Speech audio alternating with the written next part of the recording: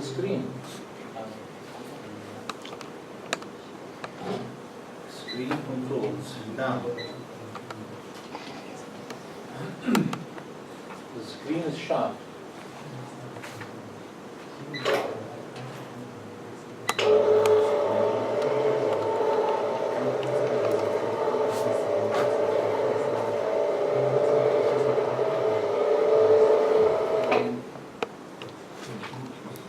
Now, I use Excel, right? So what you see in front of you here is nothing. It's making for some good footage right now, though. Hmm? It's making for some good footage right now. It's great. Let's go back and say, That looks like it's Change just it. a really, really zoom. change A lot of input, detail. up in the camera. Turn it off, turn it on again.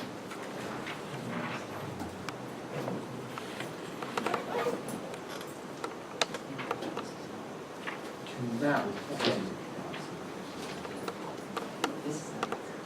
there's a magic spell that's going on around here, so disabling things.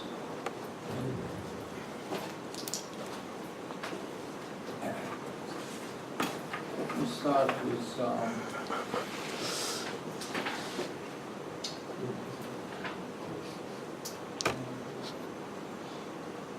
this one.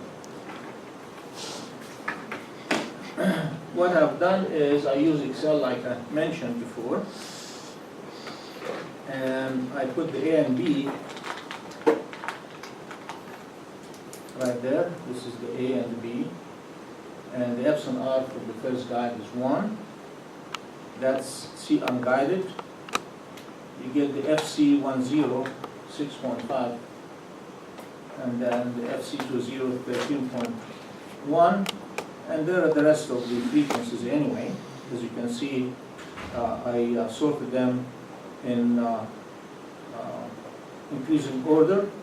So you are in the region here between 6.5 and 13.12.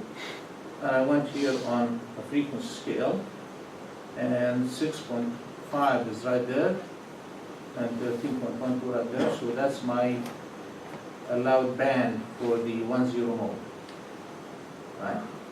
From 6.5 to about 13.1. Okay? And these are the FC of the high order mode, as you can see them, which is the lower set of dots. Okay? Then I went to the other guide, had a dielectric constant of 2.1. That's the Teflon number there. As a result, your C unguided changed, and the FC1 and FC2 are right there.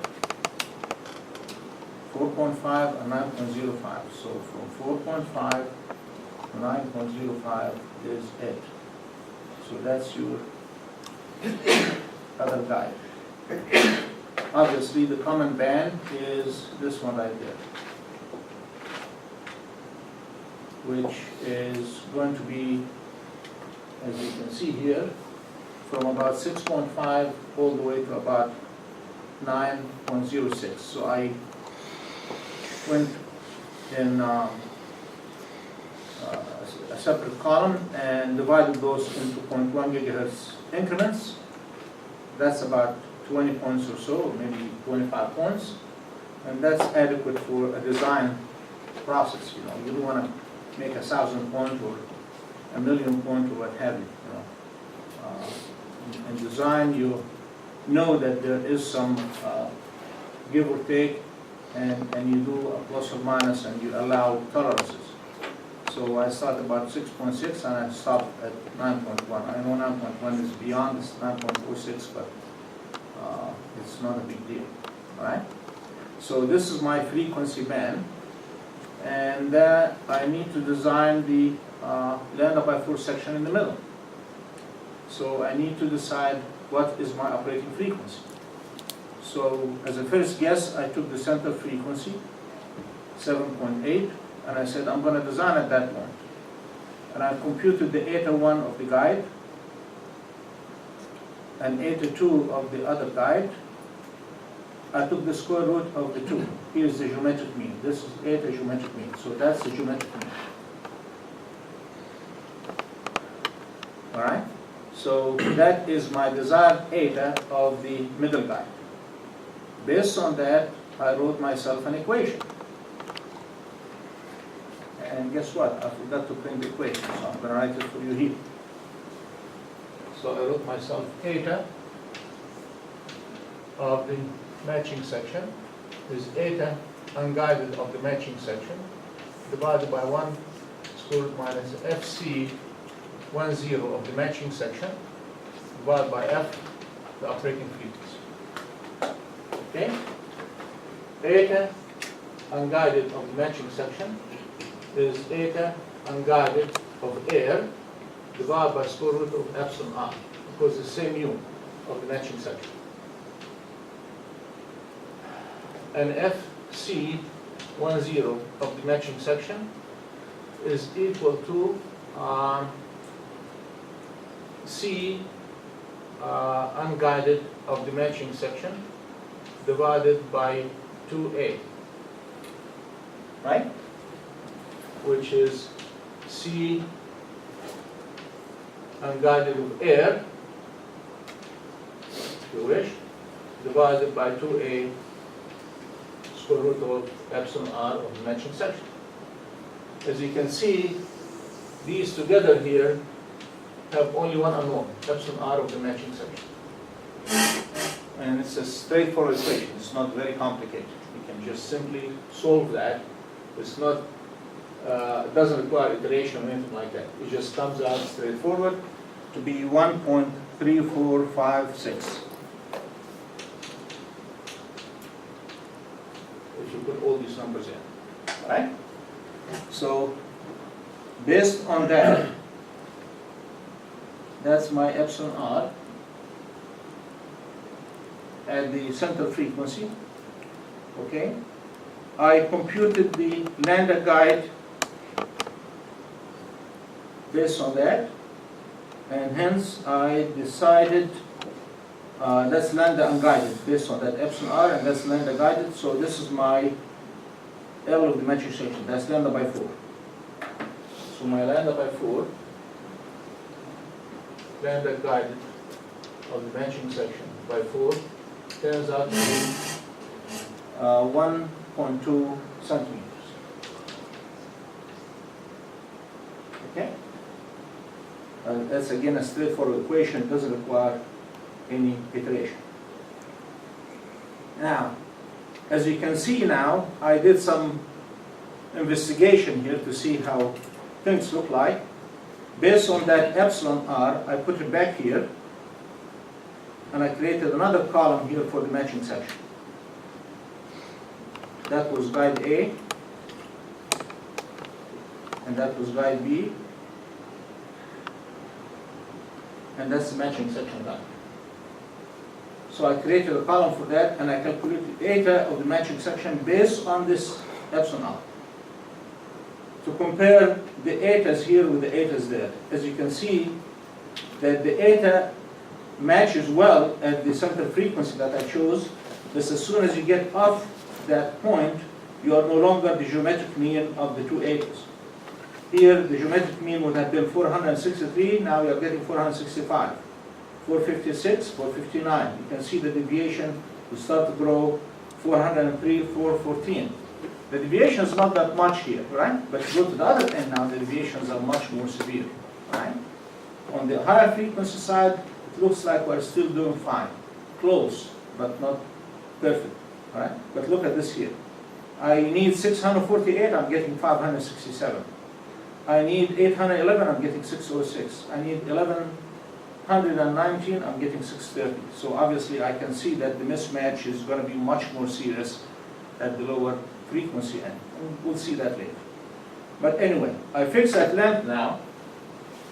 I fix that length in my guide. Now it's no longer lambda by 4, it's 1.2 centimeter. My problem now, as I change the frequency, that's not lambda by 4 anymore. It's only lambda by 4 at F operating, which was 7.8 liters. So as I change my frequency, this is now only 1.2 centimeter because that's not going to be changing with me, right? That's a physical dimension. And also epsilon here is no longer the epsilon that came from that equation that depends on the frequency. You know, it's only one fixed value, which is 1.3456. That's epsilon r. And now this one here is 2.1. This is here 1.0. And now I find my gamma here. Gamma is, and I can do first eta n. I get gamma n, I get Sn, S at this location. Eta n is the eta naught of the matching section times the famous equation, right? And in this case here, you are using again 1.2 centimeter. You are not using lambda by 4, right? And you get gamma n and you get the standard ratio. So I did that calculation, and here it is. I did the tangent beta L in one column, eta n in one column, gamma n at one column, and using the frequencies, the variation from 6.5 to 9.06. And I get gamma n magnitude, and I get the standing wave ratio. As you can see, the standing wave ratio now is 5 at the beginning and 1.349 at the end. It's perfect one at the 7.8. If I plot that diagram, I'll see the following. That's my 6.5, that's where I start. 9.06, that's where I end. And I see that's good, almost like a 5 here. At the 7.8, I have a perfect one, and then going up that way again. So obviously, if I want to limit myself to standing wave ratio of 2, I can see now that my operating frequency range is right there, and my operating frequency is not in the center of that. So perhaps it should have been moved to the right. So I did a few iterations, and I ended up moving it to 8.2. When I did 8.2, as my center frequency, I ended up with a direct constant 1.3648. So where is the color chart?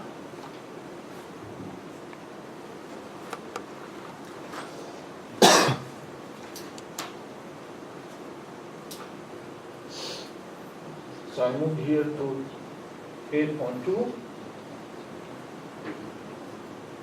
And you could have guessed that by looking at, for example, where you want to start and where you are going to end, and average that other range, right? Based on that. So, like, it's iterative. You know, I don't think we can do it in one shot, but we can do a couple of trials.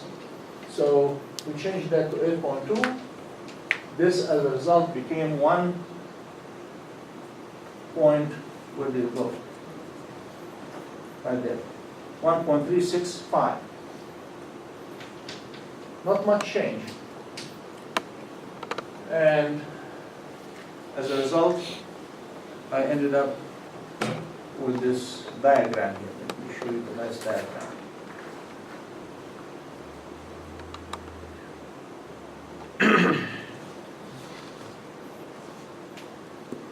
So you can see I'm doing between about 6.8 and 9. 6.8, 9.1, let's say 9.0. Average, that gives you 15.8 divided by 2 gives you 7.9.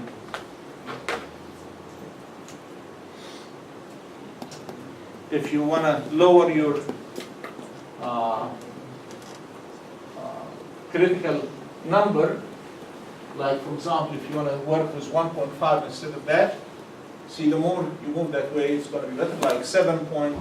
So if I change that to 7.2,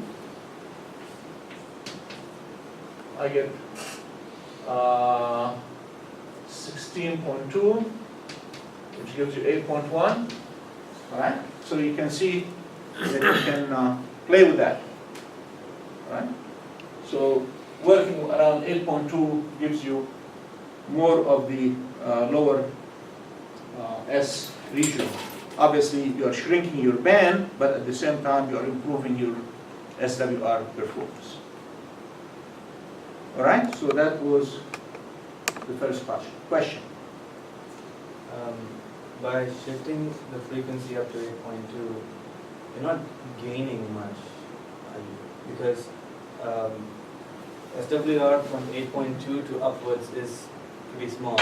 So if you still had 7.2 or 7 point, that value, the previous value, you would operate in a lower SWR region for the higher frequency anyway.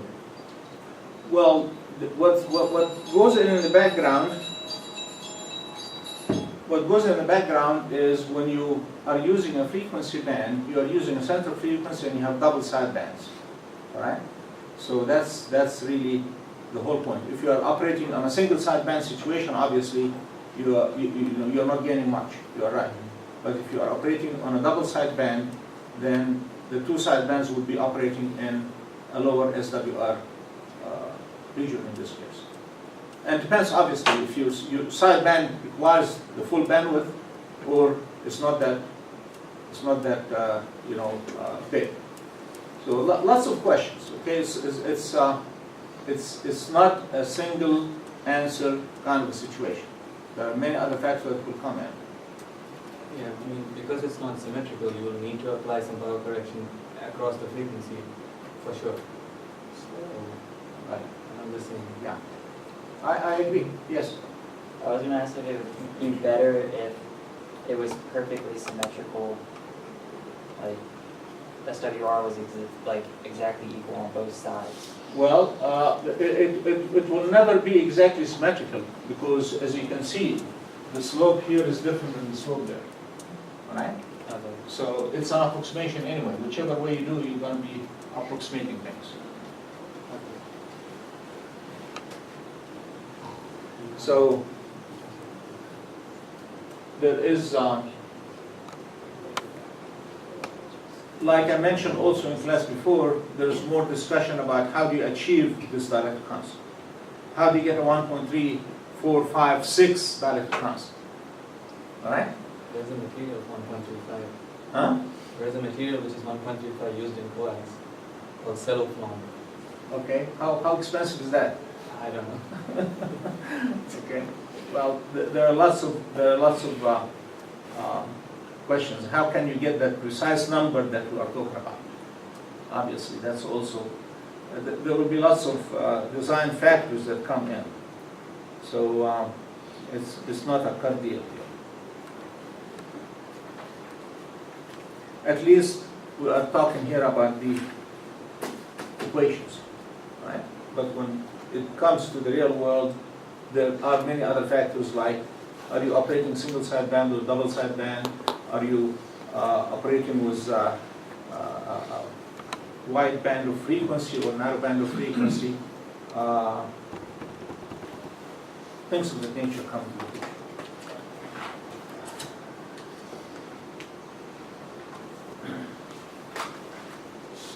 All right, last lecture we talked about the tunnel diode, the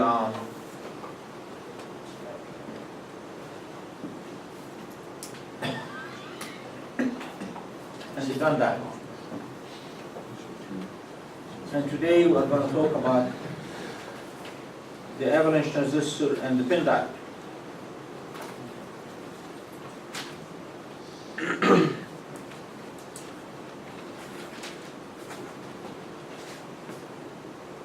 And I didn't get a chance to sort my papers out after my last lecture.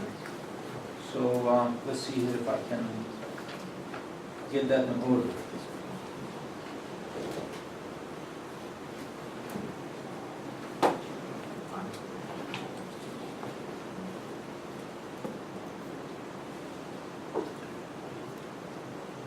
In semiconductors, the avalanche phenomenon is something that we always try to avoid in typical applications. All right? We have several reasons for that. One of them is probably thermal, and the other one is high field. Basically, the process is, if any of your carriers acquires enough energy that it goes fast and collides with the lattice structure and frees other carriers, and the other carriers again will acquire additional more energy. Now we have more carriers running around. They are going to break more and more carriers, and you end up with an avalanche.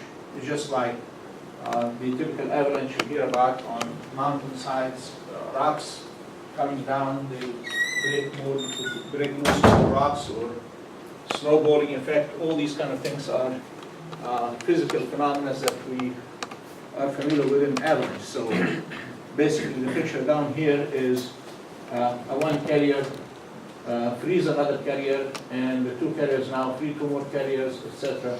And you end up with the avalanche multiplication. And that basically comes from the high field that is applied. We're going to assume that the temperature is controlled, so we don't complicate the picture here, but there's always that factor as well. Now, as a result of this multiplication, the multiplication happens typically when you reach a certain breakdown voltage between the collector and the base, and the multiplication equation takes a form of 1 divided by 1 minus VCB over VCB breakdown. So at the breakdown, when this quantity here equals 1 in the denominator here, when this quantity equals 1, you have 1 over 0, which goes to infinity. All right? So that's basically the multiplication equation. Now, as a result of that, the m factor here is actually a multiplier to the alpha. Alpha is defined as the emitter, the collector over base current, collector over emitter current, right? The beta is defined as the collector over the base current, right? That's your alpha, collector over emitter, and the beta is collector over base, okay? So your beta is typically alpha over 1 minus alpha. That comes from the sum of the currents, or the node equation for the currents, and therefore your beta becomes alpha divided by 1 minus alpha. But if your alpha now goes through a multiplication process, then you end up with what we call a beta star, which is m alpha divided by 1 minus m alpha. Alpha is less than 1, typically 0.99 something, and your beta as a result becomes large. But if you have an m in the process here, when m alpha becomes 1, beta goes to infinity. And if m alpha now goes greater than 1, beta becomes negative, right? So it's a very interesting situation that you end up with a negative beta. So your curve basically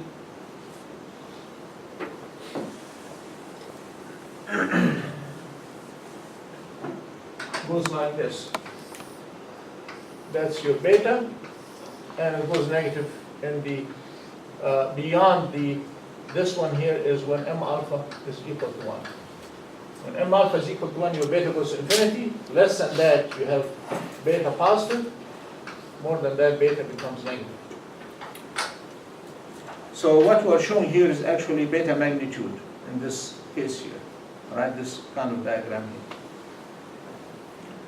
So beta negative means what? All right, remember what beta is. Beta is collector current over base current. That means when the base current is negative, the collector stays positive. Right? That's what beta negative means. All right, that doesn't mean that the polarity is reversed. So if I were to show the device here, all right, typically that's your I base and that's your I collector. In negative beta, color chalk. Negative beta situation, this is your IB, and that's your I collector. all right? That typically can be achieved if you connect your base to the ground by a resistance, R sub B. So if you bias your transistor this way, all right, you are biasing your device in this region here.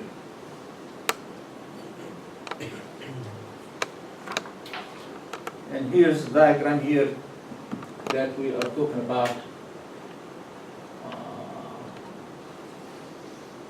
The connection of the R sub B will allow the current to flow from the collector to the base through this.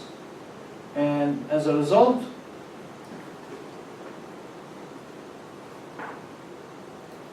do I have one with a load line?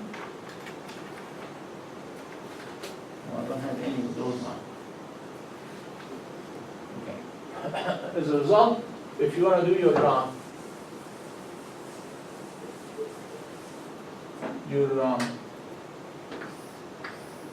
device currents here, that's I collector, and here is V VCB.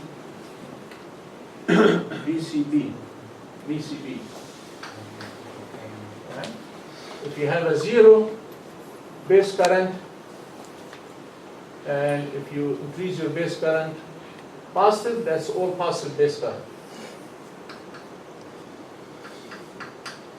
Negative base current will do that.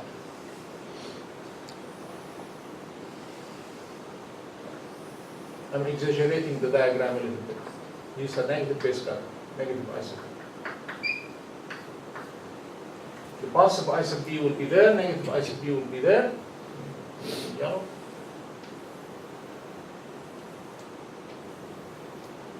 Now we see two things that are happening here. One of them is the avalanche. The second one is the negative resistance.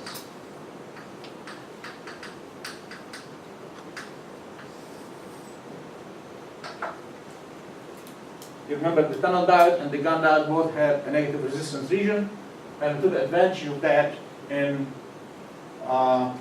the high frequency applications, or microwave applications, or pulse applications, all of them have the same kind of thing. So if you were to, I'm looking for one of the diagrams of the load line.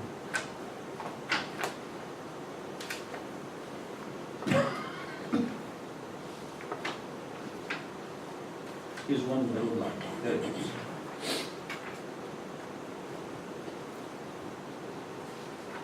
Okay. Let's see if I can zoom out. Let's see what the page.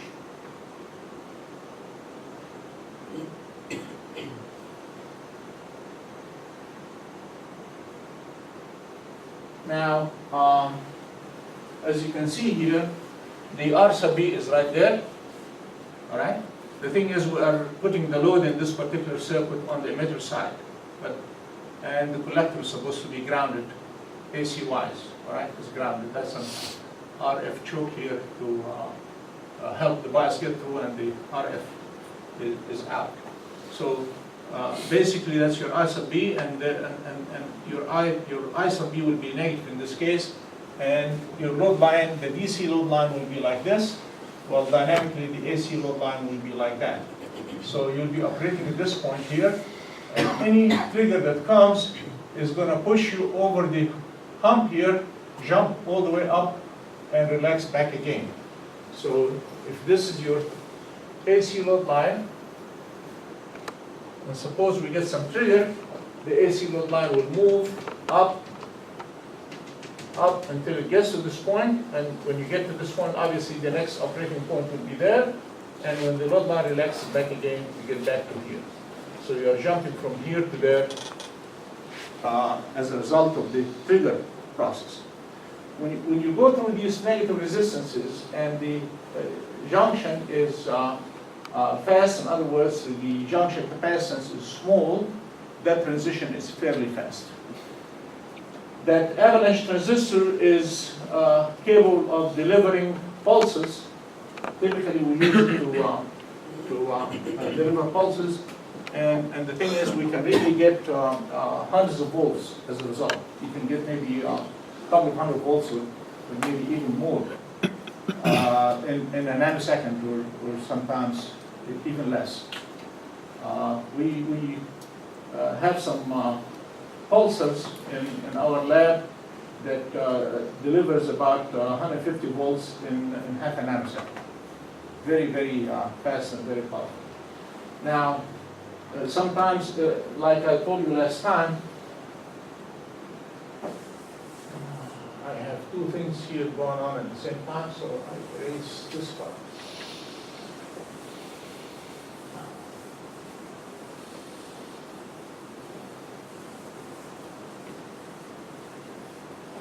The formula that gives you a feel for how rich is your pulse in terms of frequencies, which is 0.35 divided by the transition duration. And if I say half a nanosecond here, that means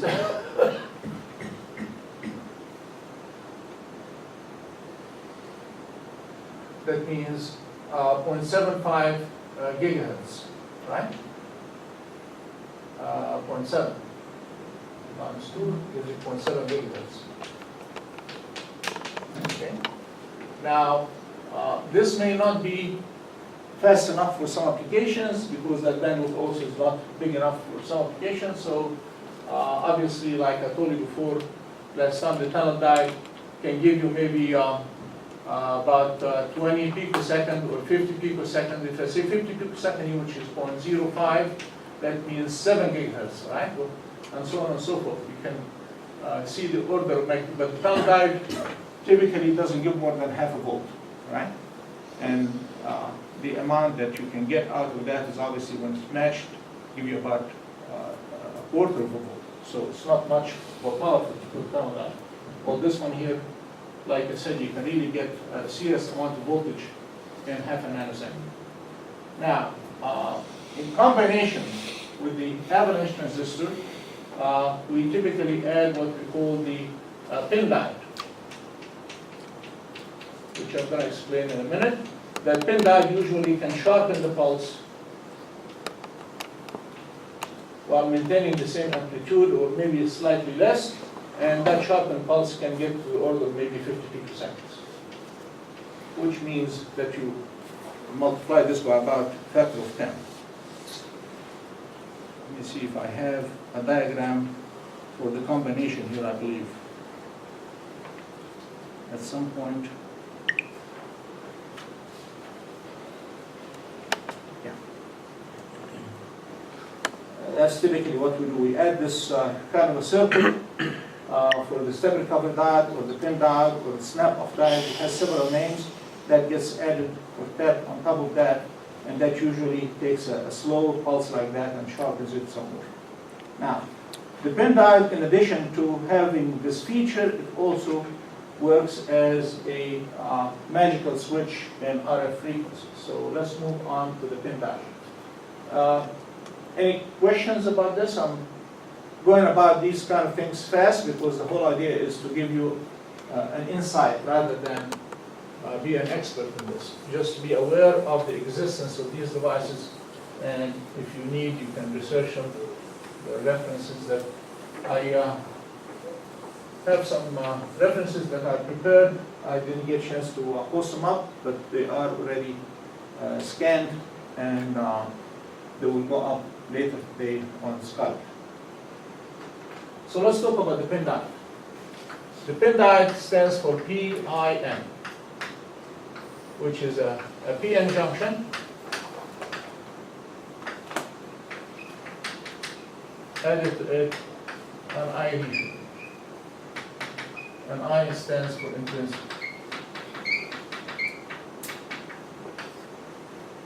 All right? So let me get a picture of that.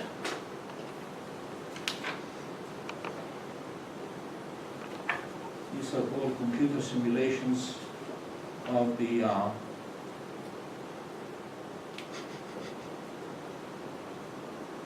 see, that's a practical measurement here of a sharpened pulse.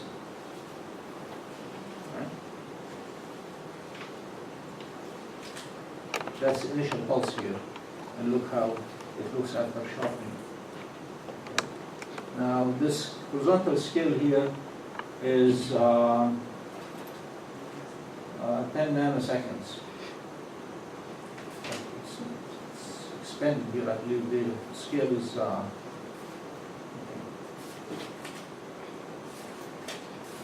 computer simulation as well as experimental results.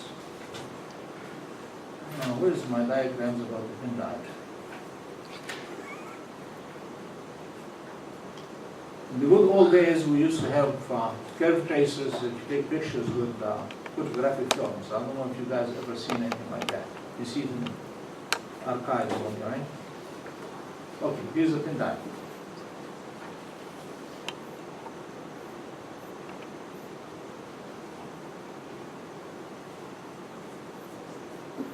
Now, for the pin diode, what do? We have an N-type material. That's actually N plus, and you understand what N plus means. Heavily doped N material, heavily doped P material, and between we have an intrinsic material. Intrinsic material means it's not doped at all, right? It's actually almost like an insulator. What happens as a result of the heavily doped N plus is the extra carriers from here will diffuse into the I region, and the extra holes from here will diffuse into the I region, so the I region becomes heavily charged. You have an accumulation of charge here.